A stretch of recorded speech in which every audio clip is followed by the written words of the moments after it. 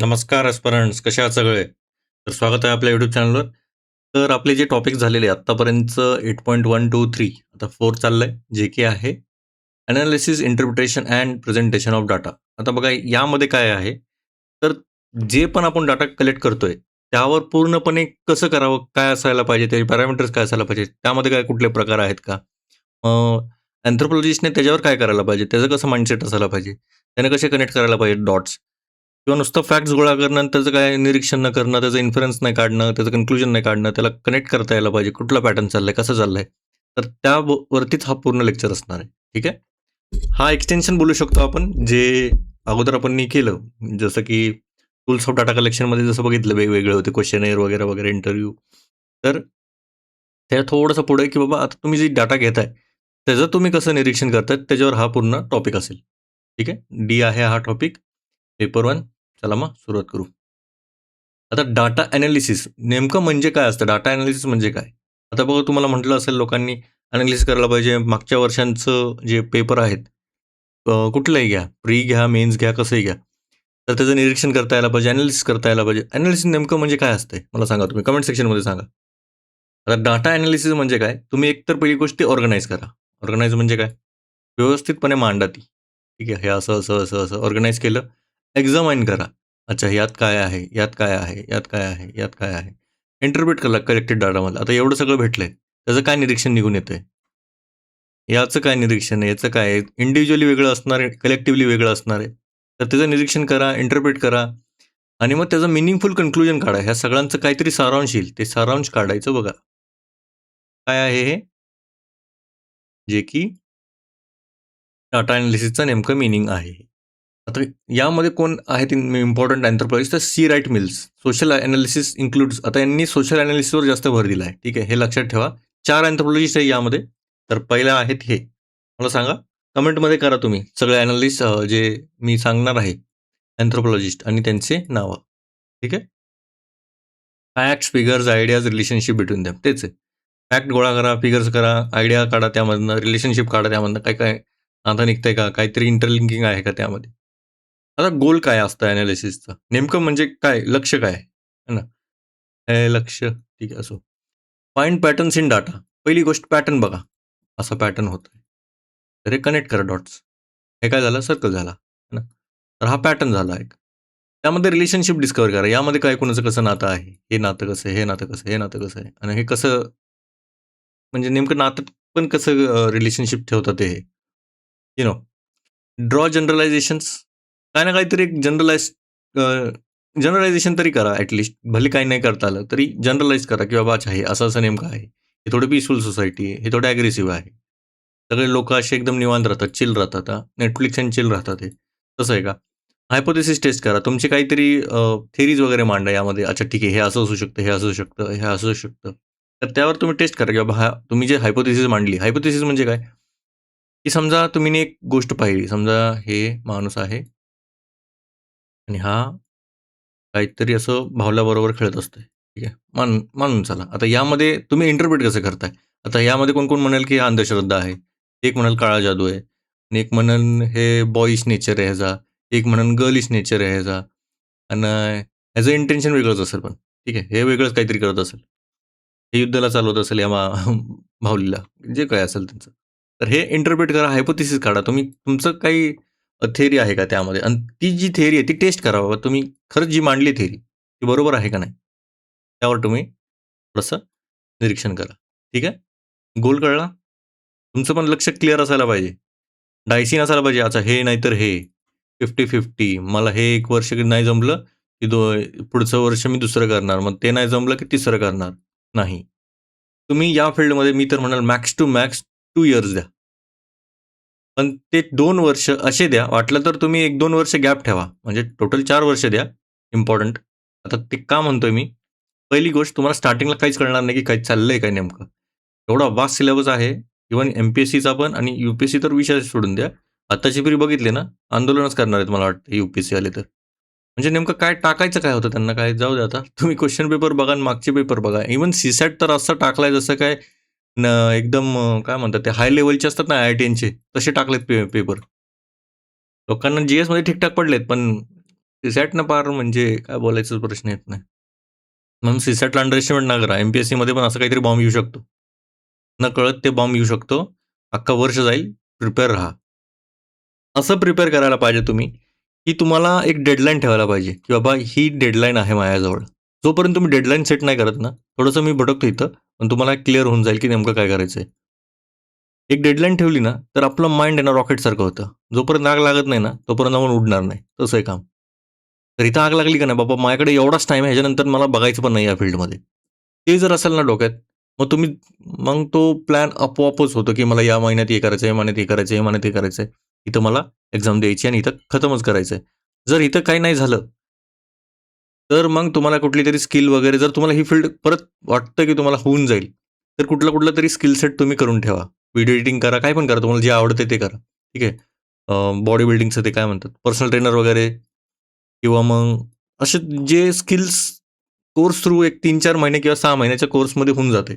तसं कुठलं तरी स्किल सेट ठेवाच. बॅक ऑफ द माइंड ठेवायला लागेल. कारण की ज्या प्रकारचे आता एक्झाम्स व्हायला लागलेत, आता हे इव्हन जर यू-पी-एस-सीचं असं म्हणत होते, जरी लीक झालं असतं ना, तरी लोकांना एआयला 3-3 उत्तरं देतात आहे. एआय सोडा, Google पण वेगळे उत्तर देतंय, ChatGPT वेगळं देतंय, ते Claude वेगळं देतंय. अजून कुठला राहिला असेल तर ते पण बघा. Gemini देतंय वेगळं. Googleवर कन्फ्युजन आहे, की बाबा याचं उत्तर काय आहे? म्हणजे विचार करू शकता, एवढे एनालिटिकल असतात प्रश्न, ती वेगळी गोष्ट आहे. पण तुमची तयारी अशी ठेवायची आहे, की तुमचे जेवढे पण मागचे जन्मी जेवढे पण असतील किंवा या जन्मी पण जितके पण लोक आहेत तुमच्या रिश्तेदारमधले, जेवढे पण असतील, लांब-लांब, दूर-दूर एकदम पकडा. त्यांच्यामध्ये कुणी असं झालेलंच नाही पाहिजे. ठीक आहे. तसं माइंडसेट ठेवा, मगच कुठेतरी काहीतरी होतं बघा. नाहीतर मग सोडून द्या ही फील्ड, मी तर म्हणेल. कारण यात टाईम वेस्ट आहे, पैसा वेस्ट आहे, तुमची जवानी बरबाद होतीये.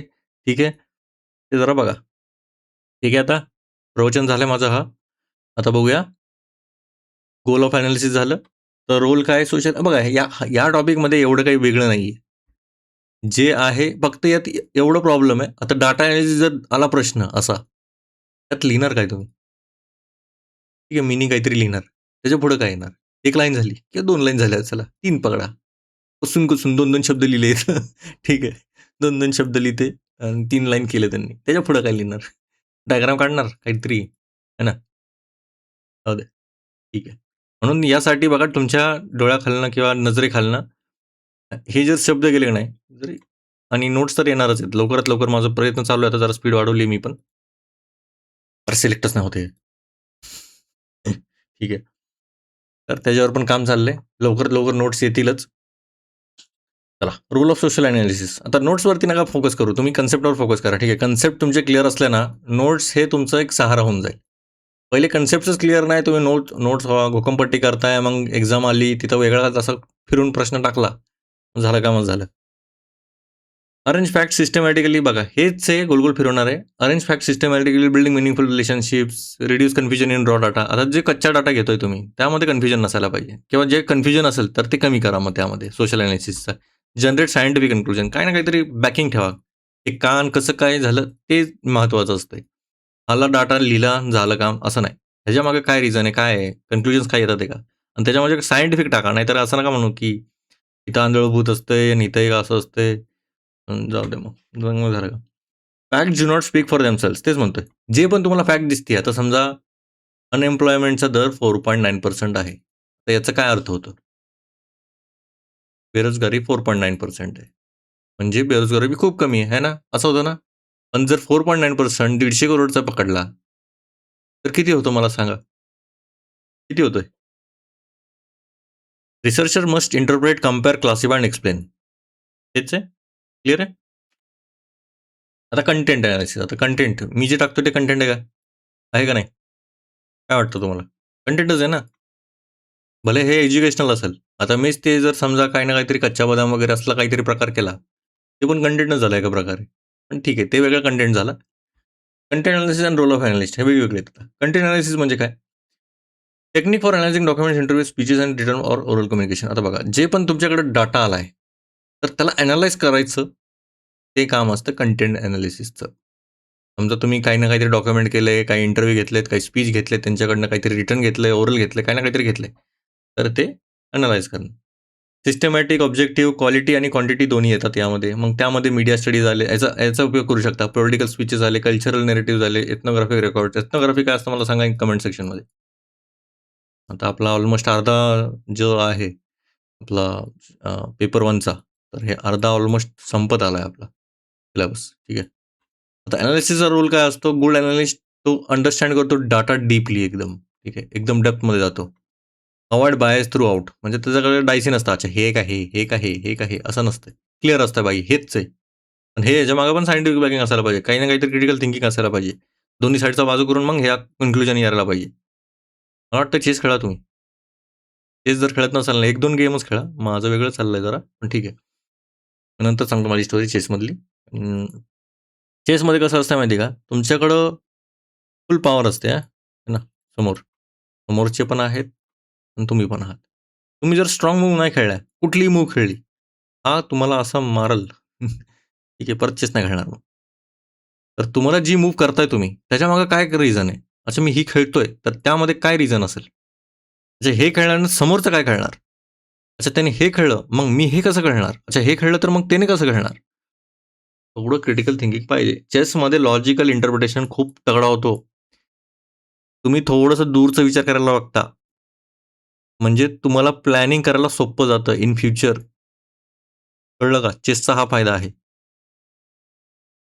चेस ॲज अ फक्त खेळायचं म्हणून नाही खेळायचं. त्याच्यामागे काही ना काहीतरी लॉजिक आहे आणि आय गेस मला वाटतं कुठेतरी मी वाचलेला आयक्यू पण वाढतो त्यामध्ये चेसमुळे. कारण की तुम्ही फोर्स करताय ब्रेनला, की बाबा इथं काहीतरी विचार कर, इथं काही ना काहीतरी पॅटर्न आहे, इथं काही ना काहीतरी होतंय. अच्छा इथं काहीतरी डायव्हर्जन करू शकतो का? डायव्हर्ट करू शकतो का? आणि इथलं काहीतरी राणी वगैरे घेऊ शकतो का? पूर्ण स्ट्रॅटेजीचा गेम आहे हा. वॉरच आहे एक प्रकारचं वॉरच चाललंय तुमचं. युद्धच आहे. आयुष्य म्हणजे युद्धच असणार आहे. ठीक आहे. परत रिरीड करा डाटा रिपीटली. आता बघा, तुम्हाला जर वॉर जिंकायची असेल, तर तुमच्याकडे जे साधनं आहेत, ते लिमिटेड असायला पाहिजे. पहिली गोष्ट. का? लिमिटेडच का? जास्त का नाही? जास्तमध्ये काहीच येणार नाही. एकच साधन आहे तुमच्याकडं. त्याला एवढं शार्प करा, एवढ्या वेळा वाचा हे, की यातनं जर प्रश्न आला, तर ती सुट्टीच नाही पाहिजे. ठीक आहे? आणि ह्यातनं जर नाही येत असेल, तर कधी कुणालाच नाही येणार. त्या प्रकारचं पाहिजेच लेव्हल तुमची आता. की functions, verify consistency, find relationship, assess significance, compare similarities and differences. तेच आहे बघा. एनालिसिसचाच पार्ट आहे हा. की किती कन्सिस्टंट आहात ते डाटा किंवा त्यामध्ये काय रिलेशनशिप आहे, काय नातं आहेत का? त्याचं सिग्निफिकन्स काय आहे का? काय इम्पोर्टन्स आहे का? त्यामध्ये सिमिलॅरिटीज काय आहे? काय समानता आहे? काय विषमता आहे? काय आहे? इमॅजिनेशन आणि लॉजिक त्यामध्ये दोन्ही येतात. ठीक आहे? एनालिसिसमध्ये. आता डाटा प्रोसेसिंग. आता तुम्ही तुमच्याकडे डाटा आलाय, तर त्याला तुम्ही प्रोसेस कसं करणार? पहिली गोष्ट एडिटिंग करा. काय एडिटिंग करा? व्हिडिओ एडिटिंग नाही करायची आपल्याला. डाटा जे आहे तो भेटलाय आपल्याला, त्याला पहिले एरर बघा. काय-काय चुका आहेत का त्यामध्ये? काय वगळता येईल का? त्यामध्ये काही इन्कन्सिस्टन्सी आहे का? ॲक्युरेट आहे का पहिली गोष्ट? कंप्लीट आहे का? युनिफॉर्म आहे का? समान आहे का थोडंसं? मग कोडिंग करा त्याला. सिम्बल्स द्या, नंबर द्या रिस्पॉन्सेसला. येसला 1, नोला 0. मग जे कोड्स आहेत ते एक्झॉस्टिव्ह आणि म्युच्युअली एक्सक्लुसिव्ह ठीक आहे. ते कोडचं जाऊ दे. क्लासिफाय करा. जो सिमिलर डाटा एका ग्रुपमध्ये करा. हा सिमिलर आहे, हा सिमिलर आहे, हा सिमिलर. सगळं एकत्रच खिचडी नका करू. कॅटेगरी क्लासेस करा त्याचे. डाटा सेट बनवा. पॅटर्न विजिबल असेल तर ते बनवा. टेबल करा. टेब्युलेशन म्हणजे काय डेटा रॉज एंड कॉलम्समध्ये अरेंज करा डाटा. म्हणजे सोपं जातं कंपॅरिझन, एरर काय दिसत असेल, काय कॅल्क्युलेशन्स असतील तर ते डिलीट करायला. आता एनालिसिसचे टाइप्स काय असतात? डिस्क्रिप्टिव्ह असतात की इन्फरेन्शियल असतात. डिस्क्रिप्टिव्हमध्ये नाव होतं डिस्क्रिप्शन काय करणार तुम्ही? त्याचं डिस्ट्रिब्युशन काय डिस्क्राईब करणार तुम्ही? तर ते पसरलं कसं? काय होतं? कॅरेक्टरिस्टिक्स काय होते? मग पॅटर्न काय होतं का? आणि काय कन्क्लुजन नाही आहेत त्यामधनं. ठीक आहे. Beyond the data. नुसतं डिस्क्रिप्शन करतो. आता समजा सेन्सस आहे. सेन्सस अच्छा इथे दिले. सेन्ससची समरी किंवा सेन्सस आता एक करतात आहे 27-28 जे पण असेल.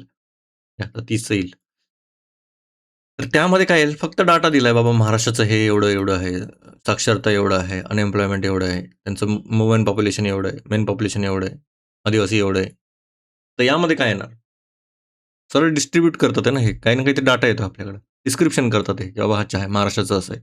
अच्छा ठीक आहे. मग तेलंगणाचं कसं आहे? मग गुजरातचं कसं आहे? तर फक्त दिसतंय आपल्याला. इन्फ्लुएन्शियलमध्ये काय? तुम्ही कन्क्लुजन काढताय त्यामधनं. आता एक सॅम्पल भेटला तुमच्याकडे लार्जर पॉप्युलेशनचा आणि त्यामधनं तुम्ही कन्क्लुजन काढायचं. अच्छा बाबा हे असं-असं असू शकतं. आता पण ते असं-असं असू शकतं. त्याचं पण पहिले टेस्ट करा. ठीक आहे. तुम्ही असं का म्हणताय? त्याचं टेस्ट करा. त्याचं स्टॅटिस्टिकल सिग्निफिकन्स काढा. आता व्हेरिएबल्स काय अनालिसिसमध्ये एक युनिव्हेरिएट असतात, बाय आणि मल्टी. नाव त्याचं युनी म्हणजे 1, बाय म्हणजे 2, मल्टी म्हणजे 200 पेक्षा जास्त. 200 नाही, 2च्या पेक्षा जास्त. 2 क्या आहे इथे, 200 नाही. ठीक आहे, असं कळलं असेल. आता त्यामध्ये कोरिलेशन वर्सेस काय कॉजल अनालिसिस. कॉजल म्हणजे काय? तर कोरिलेशन म्हणजे काय? काही ना काहीतरी रिलेटेड त्यांच्यामध्ये काही रिलेटेड आहे का? आणि कॉजल म्हणजे काय? थोडंसं ते इन्फरन्स टाईपमध्ये म्हणजे का मधले येतात ते. म्हणजे काय? समजा आता एज्युकेशन तुमच्याकडे भरपूर आहे. तर तुमचा जो फर्टिलिटी रेट आहे, म्हणजे जे आपले दाम्पत्य असतील किंवा जे जनरेशन आलं पुढची, तर तुम्ही 1 किंवा 2 मॅक्स टू मॅक्स. तो वेगळा फॅक्टर इकॉनॉमिक फॅक्टर पण येतो यामध्ये. पण मेजरली तर जे शिक्षित लोक आहेत त्यांचं जास्त पॉप्युलेशन नसतं बघा. 1 मॅक्स 2 त्याच्यापुढे जाणार नाही ते. त्यांना माहिती आहे. काय फायदा पण नाही. एवढं पॉप्युलेशन करून फायदा पण नाही. आता आपला जे त्याला म्हणतात TFR टोटल फर्टिलिटी रेट. ठीक आहे. तर तो 1.9 होता का 2.9 2.1 होता. आता कमी आलाय 1.9च्या आसपास आलाय काहीतरी. तर हे काय प्रकार मला सांगा. टोकार काय चाललंय? स्लिप ऑफ टंग किंवा बॉर्डर वर्ड. चला ठीक आहे. Data interpretation, meaning and functions. आता काय आहे हे? Data interpretation. डाटा भेटलाय त्याला इंटरप्रिट करायचं आहे. म्हणजे काय? त्याचं मीनिंग काढायचं, काही ना काहीतरी इन्फ्लुएन्स काढायचं त्यामधनं, जे अनालाइज केला डाटा. आणि तो युजफुल असायला पाहिजे आणि ॲक्शनेबल असायला पाहिजे. नुसतं डाटा घेतला आणि काढला काहीतरी वेगळंच. माझा भाऊ होता. त्याने हे असं-असं केलं, मग तो हसत असेल, असं नाही करता येत. काही ना काहीतरी युजफुल असायला पाहिजे ना.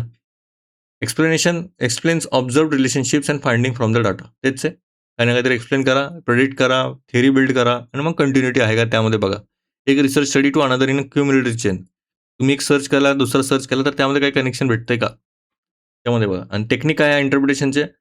एक रिझनेबल एक्सप्लेनेशन असायला पाहिजे, जनरलायझेशन करायला पाहिजे, एक्सपर्ट कन्सल्टेशन करायला पाहिजे. आणि काही वेगळा एक्स्ट्रा इन्फॉर्मेशन आहे तर ते पण टेकायला पाहिजे. फक्त एक प्रिकॉशन आहे, की तुम्ही फॉल्स जनरलायझेशन नाही करू शकत. खोटी बातमी नाही छापायची. ठीक आहे. बायसनेस नसायला पाहिजे, की तुमच्या मागे काहीतरी आहे बाबा, तुम्ही काळ्या लोकांना बघतच नाही. मग काहीतरी एकदम गडबडीत तुम्ही कशी कन्क्लुजन्स टाकताय ते पण नाही चालणार. कन्फ्युजन कोरिलेशन असेल तर मग थोडंसं सावधानी बरके. आणि ऑब्जेक्टिव्हवर जास्त भर द्या. का? काही ना काहीतरी बॅकिंग असायला पाहिजे बॉस. तुम्ही काही लिहिताय, काही संबंधच येत नाही, तर मग फायदा नाही त्या डाटाचा. आता येतो एक प्रश्न, हायपोथेसिस आणि प्रेझेंटेशन ऑफ डाटा. हायपोथेसिस म्हणजे काय? आता तुम्ही जे मांडले थिअरी, तर त्यामध्ये तुम्ही डाटाचा सहारा घेऊन त्यामध्ये फोर्सफुली नाही बसवायला पाहिजे. कळलं का?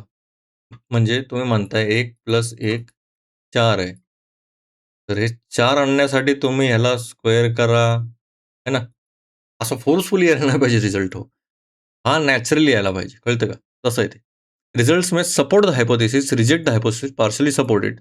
Scientific evidence neutrality plus openness. कळलं? सपोर्ट करता यायला पाहिजे. याला रिजेक्ट करून करता यायला पाहिजे. आता हे होत नाहीये, हे कळायला पाहिजे, की बाबा ही हायपोथेसिस तुमची चुकीची आहे. नाही होणार हे. इथं क्लिअर असायला पाहिजे. काही-काही वेळा होऊ शकतो. ठीक आहे. Presentation of data. Communicating research finding systematically through research report. Clear आहे. जे आहे रिसर्च रिपोर्टमधनं घ्यायचं भाऊ. सिस्टमॅटिकली अरेंज करा. आता काय कसं रिपोर्ट बनवायची ते सगळी स्टेप्स इथं दिलेली आहे आता. यामध्ये जास्त डिटेलिंगमध्ये जात नाही मी. Even the best is useless if not communicated properly. काय फायदाच नाही ना. तुम्ही जर व्यवस्थित कम्युनिकेशनच केलं नाही लोकांशी, तुम्ही एकदम तगडी रिपोर्ट बनवली, पण फायदाच नाही ना. ह्याचा काही संबंधच येत नाही. तसं आहे. आता रिसर्च रिपोर्ट. त्याचे टाइप्स अँड फीचर्स बघूया. टेक्निकल असतात, एक पॉप्युलर असतात. फॉर स्पेशलिस्ट अँड रिसर्चर्स हे कॉमन पब्लिक आणि पॉलिसी मेकरसाठी असतात. त्यामध्ये detail method, procedure, statistical analysis, technical and scientific language, simple accessible language आहे, चार्ट डायग्राम क्लॅरिटी असतं, पॉलिसीचे इम्प्लिकेशन्स काय आहेत ते कळतं. म्हणजे हे पब्लिकसाठी आहे, हे स्पेशलिस्टसाठी आहे. बस एवढं लक्षात ठेवा. टेक्निकल म्हटलं की स्पेशलिस्ट आले, पॉप्युलर म्हटलं की लोक आले. ठीक आहे. आता गुड रिपोर्टचे काय फीचर्स असतात? क्लिअर असतं, लॉजिकल असतं, ऑब्जेक्टिव्ह असतं, प्रिसाइज असतं, ग्रॅमॅटिकली करेक्ट असते. नाहीतर तुमचं झालं. ग्रामरचं स्पेलिंग मला सांगा काय असते? Findings plus methods plus recommendations. आता प्रिकॉशन काय आहे यामध्ये? टेक्निकल जार्गन म्हणजे काय? एकदम मोठे-मोठे शब्द टाकायची गरज नाही. तुम्हाला शो ऑफ नाही करायचा. फ्लॅबरगॅस्टिक नाही. अजून एक मस्त मोठाच्या मोठा शब्द होता ते विसरतोय मी. मला वाटतं शशी थरूरनंच घेतलेला. निहिलिस्टिक काहीतरी होतं ते जाऊ दे. Avoid ambiguity, avoids unsupported claims, maintain logical sequence and originality. तो यही समाप्त होता है आपकी. तो क्विक रीजन के लिए हमारे पास थिंकर कौन से हैं? C Wright Mills, J B Giles, C William Emory, Pauline Young. तर हे सगळ्यांचे इम्पॉर्टंट थिंकर्स आहेत. हे खूप इम्पॉर्टंट आहेत. वाटलं तर कमेंटमध्ये सांगा मला. हे परत लिहा वाटलं तर कमेंटमध्ये.